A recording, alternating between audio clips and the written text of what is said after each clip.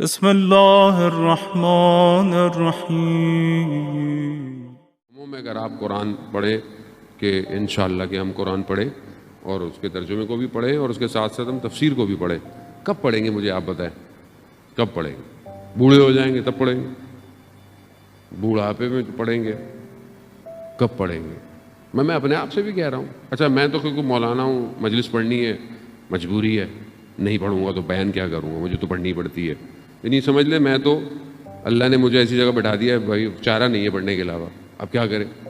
شروع میں جب میں حوضے میں گیا تو کسی نے مجھ سے پوچھا کہ آپ یہاں کیا کرنے آئے؟ میں نے کہا وہاں ٹائم نہیں ملتا تھا کتابیں پڑھنے کا، حوضے میں آ گئے، شاید 4 کتابیں پڑھی لیں گے آدمی، پڑھنے ہی آئے۔ تو ہم تو چلیں اسی مجبوری میں اللہ نے بہرحال کر دیا، لیکن آپ ہم اپنی زندگی میں دیکھیں کہ ہم کب پڑھیں گے قرآن، اور پھر اس کو ظاہر عربی ہماری بہت اچھی نہیں ہے سب کی، تو اس کا ترجمہ اور پھر اس کی تفسیر کب پڑھیں؟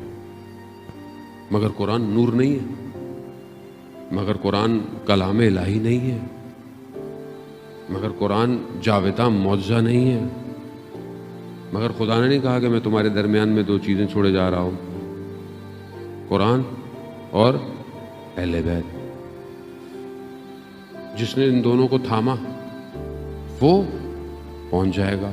رسول خدا کا فرمان ہے، حدیث ثقلین مشہور ہے، حدیث ثقلین کہ 2 چیزیں دو رہا ہوں، ان دونوں کو تھامو تو مجھے حوض کوثر پہ ملنا۔ یعنی اگر حوض کوثر تک جانا چاہتے ہیں تو کیا کریں؟ قرآن اور اہل بیت دونوں۔ قرآن اہل بیت کی تعریف کر رہا ہے، اہل بیت قرآن کو بیان کر رہے ہیں۔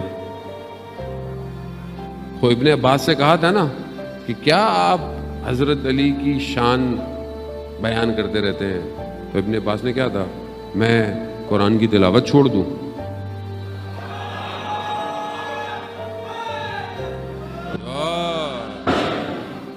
بھائی قرآن یہی تو ہے، مطلب اور کیا کریں گے آپ؟